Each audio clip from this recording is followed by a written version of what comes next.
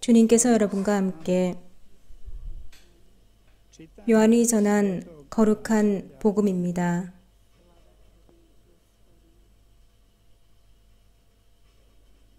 그때 예수님께서는 티베리아스 호숫가에서 다시 제자들에게 당신 자신을 드러내셨는데 이렇게 드러내셨다.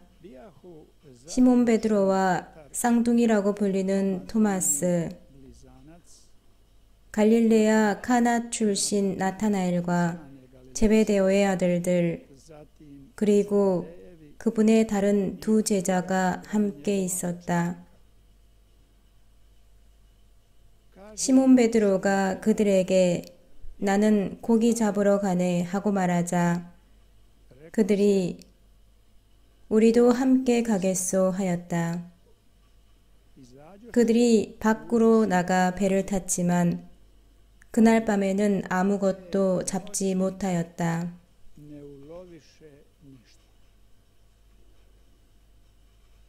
어느덧 아침이 될 무렵 예수님께서 물가에 서 계셨다.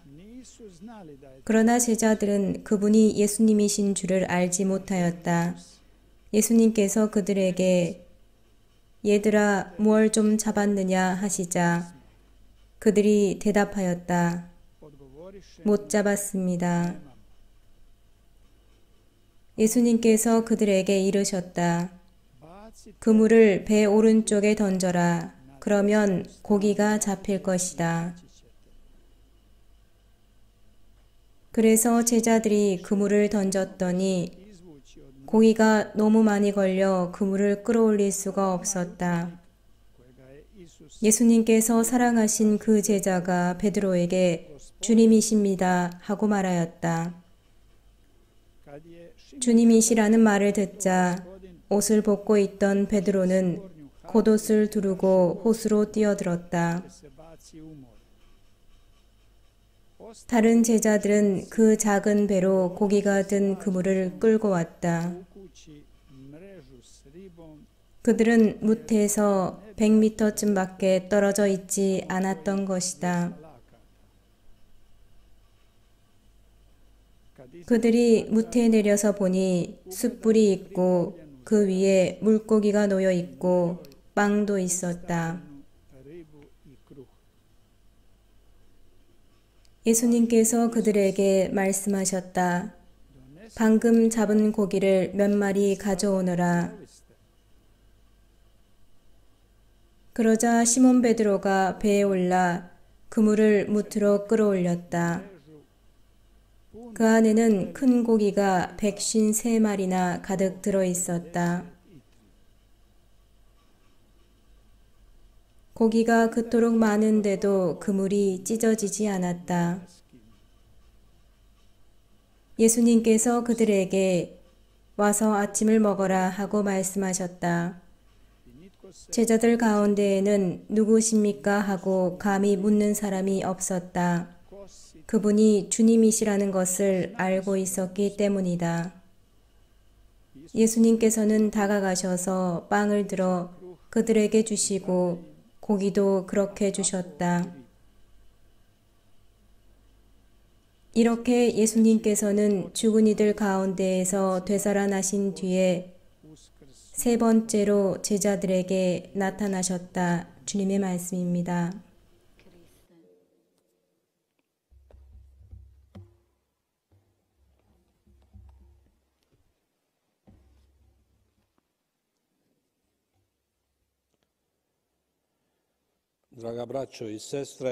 사랑하는 형제자매 여러분, 우리는 부활 시기를 지내고 있고 이 시기는 큰 기쁨의 시기입니다. 주님께서 부활하셨고 우리 가운데 현존하시고 살아계시기 때문입니다. 교회는 부활하신 예수님에 대한 믿음으로 살아갑니다. 교회는 그저 예수님의 본보기를 놀라워하면서 예수님께서 주신 교의적인 또는 도덕적인 가르침을 나누는 단체가 아닙니다. 하느님께서 예수님을 부활시키셨고 그분을 우두머리로 그리고 주님으로 만드셨다는 것을 교회는 믿고 있습니다. 그러면 우리는 예수님을 어떻게 알아볼까요? 어떻게 그분의 현존을 느낄 수 있으며 우리의 삶 안에서 그분의 영의 힘을 어떻게 느낄 수 있을까요? 또 그분은 어떻게 증거할 수 있을까요? 이러한 질문들의 답은 오늘 복음에서 찾을 수 있습니다. 예수님께서 사랑하셨던 제자의 그 놀라운 감탄에서 나옵니다. 주님이십니다 라는 이 말에 있죠. 그러면 이 감탄은 어디에서 나오는 것일까요? 어떠한 체험을 해야 우리도 이러한 감탄을 할 수 있을까요? 오늘 복음 내용은 7명의 제자들의 이야기를 들려줍니다. 이들은 다 함께 티베리아스 호숫가로 물고기를 잡으러 갑니다. 이 일은 이들이 주님을 만나기 전에 수도 없이 했던 일이죠. 평범하게 했던 일, 일상생활에서 했던 일, 그리고 경험이 있었고 열정을 가지고 수년 동안 했던 일입니다. 정말 물고기를 많이 잡으면서 큰 기쁨도 체험했던 일입니다. 하지만 지금은 우울감 그리고 실망감을 체험하게 됩니다. 그리고 바로 그곳에서 주님을 알아봤습니다. 제자들은 그날 밤에 열심히 노력하고 일을 했습니다. 정말로 많은 노력을 기울였지만 결과는 노력과 상관없이 나왔습니다. 그날 밤에 물고기를 한 마리도 잡지 못했던 것입니다. 그래서 제자들이 실망과 피곤에 빠져 있는데 한 말씀이 떠오릅니다. 이들에게 다시 시도해 보라는 부르심의 말씀이었습니다. 다시 한번 주님의 약속에 개방되고 신뢰와 믿음을 두라는 말씀이었죠. 제자들은 피곤한 상태에서 그리고 실망한 상태에서 그대로 머물러 버릴 수가 있었습니다. 하지만 자신의 삶에서 주어진 그 말씀에 다시 한번 순명하고 신뢰를 두었습니다. 그리고 다시 그물을 던집니다.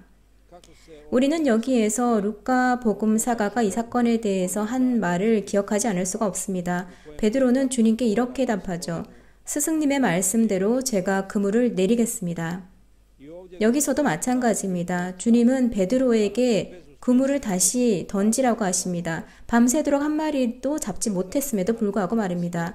베드로는 이때 자신의 계산이나 자신의 감정, 모든 것을 제쳐둡니다. 그리고 주님의 말씀에 모든 것을 던져버립니다. 여기에서도 제자들은 주님의 말씀에 신뢰를 두고 모든 것을 맡깁니다. 그리고 여기에서 기적이 일어나죠. 기적의 표징으로 이들은 주님의 현존을 느낀 것입니다. 바로 부활하신 분이시죠. 제자들을 두고 떠나신 분이 아니라 언제나 이들의 삶의 여정에서, 신앙의 여정에서 이들과 동행해 주시는 부활하신 분이십니다.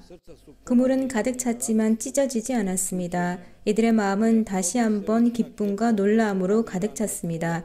그리고 기대하기는 했지만 설정된 것은 아닌 만남의 영향이 이들 마음 안에 남았습니다.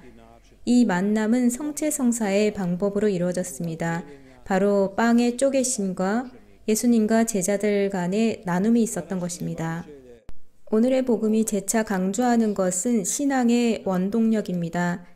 인간의 나약함보다 주님의 주도성을 더 중요시하고 하느님의 자녀와 예수님의 제자에 관한 당신의 진리를 지키고 키우기 위한 예수님의 노력을 더 중요시하고 있습니다.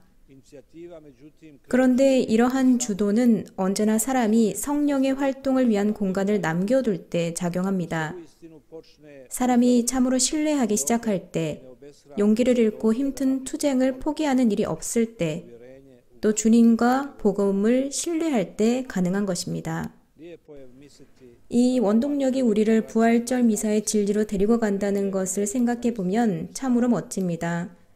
우리는 지치고 부담에 짓눌린 상태에서 미사에 참여합니다.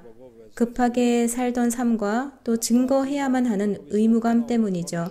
그런데 예수님 말씀과 또 쪼개진 빵 안에서 그분의 힘과 영광 안에 있는 우리의 진리를 다시 발견하게 됩니다. 이것이 제자들의 믿음의 원동력입니다. 제자들은 언제나 은총에 기대어서 살고 또 항구히 신뢰하기 위해서 항상 은총이 필요했던 이들입니다. 선교의 결과가 항상 좋은 것은 아니었지만 말입니다. 마침내 제자들에게 주님의 약속에 대한 신뢰가 남습니다. 어려움을 마주할 때 힘과 용기를 잃지 않고 증거할 수 있는 신실함도 생깁니다. 주님께서 당신 은총과 구원의 힘으로 당신을 드러내실 때마다 그분을 알아볼 수 있다는 기쁨도 생깁니다. 제자들은 알고 또 매일 체험합니다. 사람보다 하느님께 순명하는 것이 더 낫다는 것을요. 그리고 진리에 대한 유혹이 주변에 올 때마다 오로지 주님께만 매달려 있으면 극복할 수 있다는 것을 알게 됩니다. 그리고 주님은 성부께서 모든 권력과 지혜와 힘을 주신 어린 양이십니다. 이것은 우리 삶에 대한 하느님의 축복을 체험하는 것입니다. 이러한 하느님의 축복은 언제나 우리를 새롭게 만들고 거듭나게 합니다. 그리고 우리에게 자유와 희망, 용기를 줍니다. 이를 통해서 불쌍한 사람들인 우리도 복음을 증거할 수 있는 것입니다. 부활하신 그리스도께서는 이 복음에서도 우리에게 이렇게 말씀하십니다. 너희들은 나를 알아보지 못하는 경우가 자주 있다. 형제 안에서, 친구 안에서, 낯선 사람 안에서, 가난한 사람 안에서, 마약상 안에서, 환자 안에서 나를 알아보지 못한다. 잘 보아라. 내가 그들 안에 있다. 감실 안에만 내가 있는 것이 아니다. 너희가 나를 사랑한다고 한다면 그들을 사랑하여라. 어느 은수자가 광야에서 고독한 삶을 살고 있었습니다.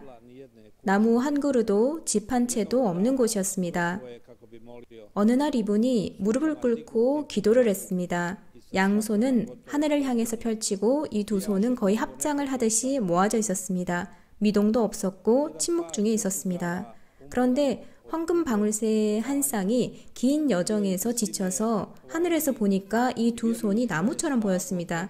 그래서 이 은수자의 머리로 오더니 손 쪽으로 폴짝 뛰어갑니다. 그리고 그 손에서 마침내 자리를 잡습니다. 둥지를 틀기에 정말로 적합한 곳이었어요.